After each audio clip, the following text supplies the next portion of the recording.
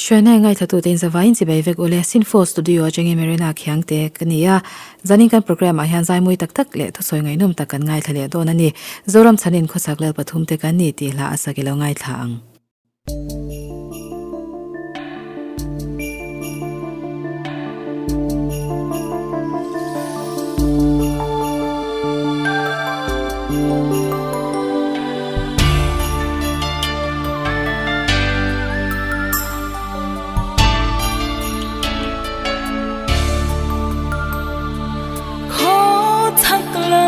pathum te kanni so arsi en soron zuin kan lo le thil pek te ron kenni bero rim tuita kanei ve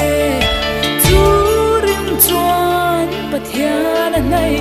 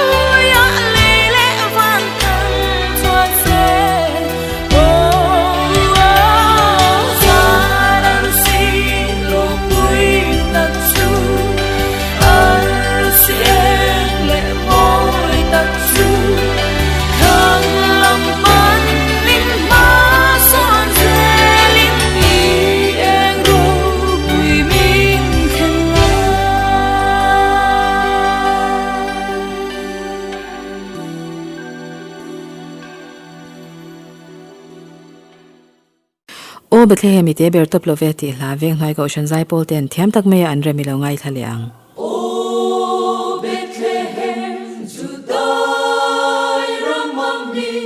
Judai kopuite zinga ite bertop love Judai kopuite zinga ite bertop love Judai kopuite zinga ite bertop love Itzu trăng ốc tu alo chuộc trăng ốc tu alo chuộc đón si kami Israel te ven tu turcu Kami Israel te ven tu turcu kami Israel te ven tu turcu O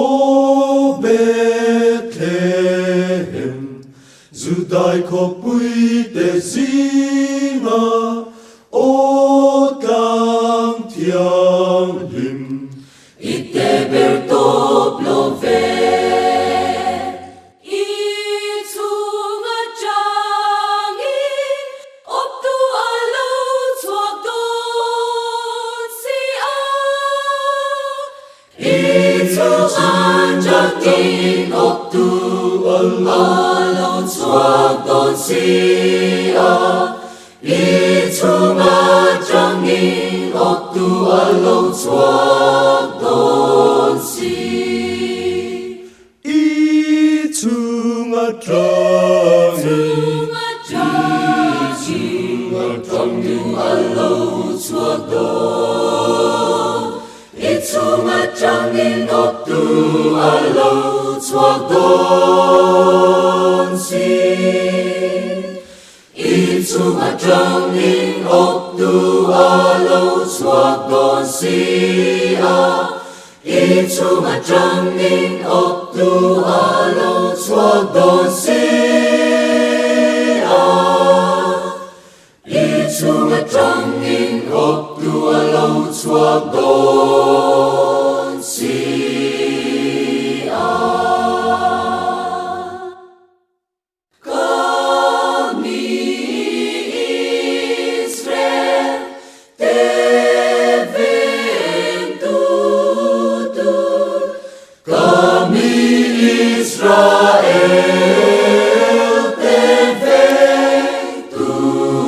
tur Ichhuah jangi optu alo chuak don si Kami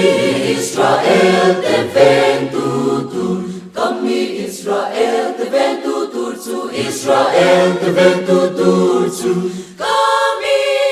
Israel te ven tu tur O Bethlehem O tang tiang lim Cây bố càng ngai về chế Itang chung nga mi tin ta tu Chan dam tu alo piang ta Ka tin lung Bethlehem lâu ni se Chan dam tu lâu piang na Chan dam tu lâu piang na Zenan lenan rianan tam lenan Kan kwa tan po ka du Ta chuan pathian mi shing alo chang ta Moral te chan dam na tu Riang vai fa te amma zarang Lo min kan leng le Lo min kan leng le Kan program zot le atan chuan Rev Dr.K.Lallawmzuala an Krismas thuchah asoi kan ngai thla anga kan hlokpui cheu theinan ngun dewin kan ngai thla don nia Ama saberin kumin Krismas mangtu zong te in zawa in kan lalpa Isu Krista mingin chibai kabu ka cheu hei kum ni chung lai COVID-19 tripui awangin Krismas po mangmu mal theilovin kan oma kumina chuan boruak eng zok pathian in min pea ama fakle choi moina tur hun thatak mai kan nei le ta hi alomom hle in ka ria tun truma hian thil pahni Krismas chungchang a hian han soi kan du'a ama sa chuanin Khawvel in a Krismas kan kalpui chho mek dan hi chik taka kan thlir chuan he Christian te hun pui le hun ro pui berakan ngai hi Khawvel in min chu sak nasatial tiala khothang lama phei chuan Christmas putar Santa Claus hian in mi teril ru an he to ema an thang thar tam takte chuan lali su Krista pian champa phak ani na ain Christmas putar Santa Claus pian champa phaka an ngai hial to a chutiang chuan he hun hi Khawvel thil hian min chu nasatial tiala Santa Claus tradition antia khothang lama chuan hei hian Christmas alua na satahle a he Santa Claus tradition an soi hi Santa Claus to Christmas dona sumdong tu te khothang lama chuan in mun tin deuh thomai hianin Christmas putar lem mu tur oma chumi na entir a symbolize lian tak mai chu sumdon na thil anga hian Christmas hi an mang na sato ema Christmas atan mi an bazar na sa a thilan le na sa ema Christmas huna thil in pek turte chutiang chuanin mun tin maya sumdong te poina hlok thei ang pera chutiang anga tran la chuan he huna hian an mang thrina chuwang chuanin Christmas zia le a hlut na tak po hreto chuang lova aphovua ka buai mai a hi khothang lama po khuan an tam to hle maya keini rama te po hian chutiang ang ngai dan nei chu thang thar zinga kan tam sot hle a hlim hlop te thil thar le enge movel maya Christmas buai puya a tak kheng phasi lova Christmas mang hi kan tam sot mani hetiang huna hian Christmas zia athara in ko mu le hi apoi mo hle in ka ria a chanchin tha zo hana ziak bung thum chang som paruka kan muang khanin Christmas zia lairil berchu pathian in Khawvel a mangai ema chuti chuana fapamal nei chun apeya ama chutu po aringa piang an boral lowa chatuana nunna an nei jok nan ti hi ania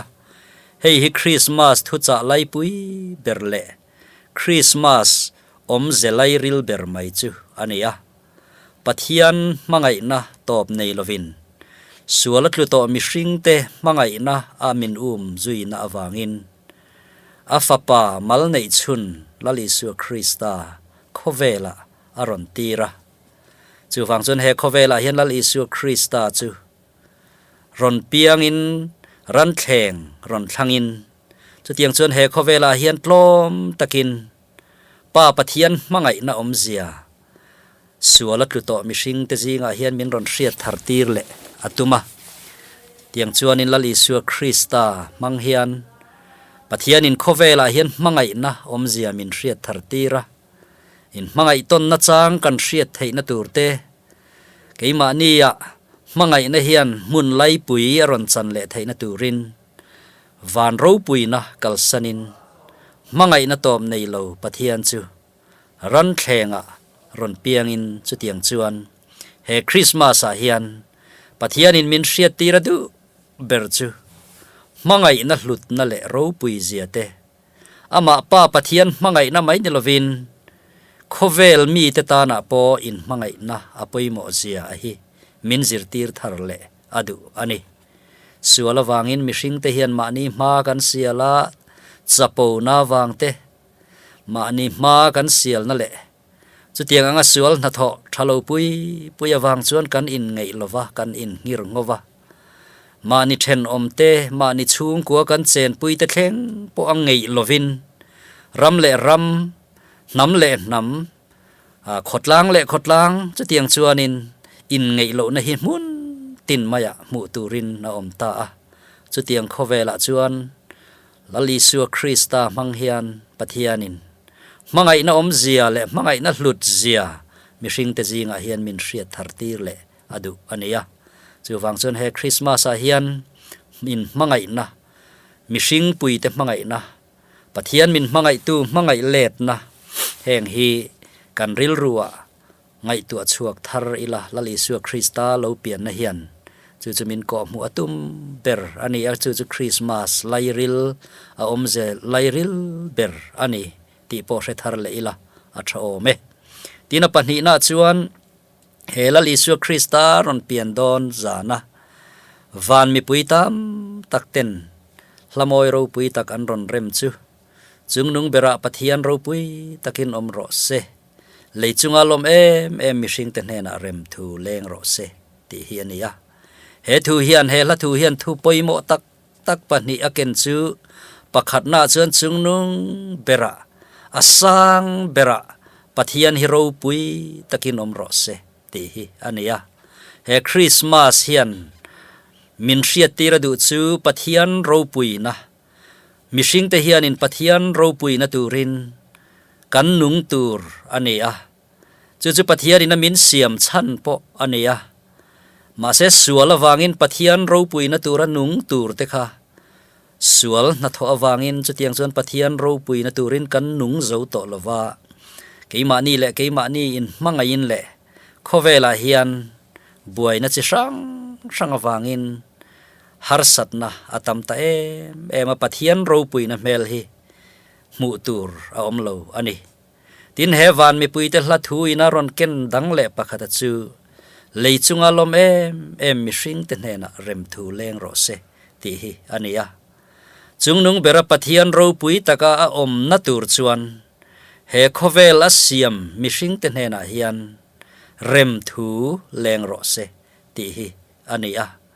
mihring te kan in rem na hmuna pia nga hian pathian hero puin alang chuak thrina mihring te kan in huat na te kan in ti nat na le kan in ti hreom na hmuna hian min siam tu pathian hero puin alang chuak thei ngai lo ani chuwang chuanin he Christmas kan man na po hian poimo bermai chu kan in chung kwa a kan in thenom Khawvel na kan khotlang le ko shana chu tiang chuan rampum puya po in rem na apoimo a chu in rem na nei tur chuan ni china kan soi Christmas ina aron ken poimo ber in mangai ton na hi apoimo ber maya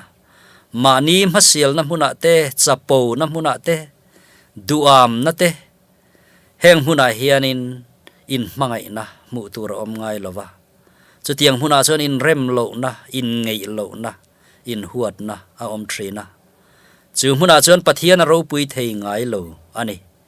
amaro chu ring tu ten he Christmas ina thuchah aron ken poimo bermai mangai na hi kan chung kwa a kan khotlanga kan nun peng tin re nga kan seng lu ero chuan he Khawvela nge hian pathian chu ro pui taka choi moin alo omanga chu pathian du dan le he Khawvela fapa Isu Krista fapamal nei chun aron tir chana hi chiang zokin alo lang chuakanga chuta chuan pathian ro pui takin mi la shelo ring lo te po in an lo mu thei don ani chutiang taka he Christmas hi mang turin kan ril ru in buat sayang lalpana thu kan zatan malmin som sakro se amen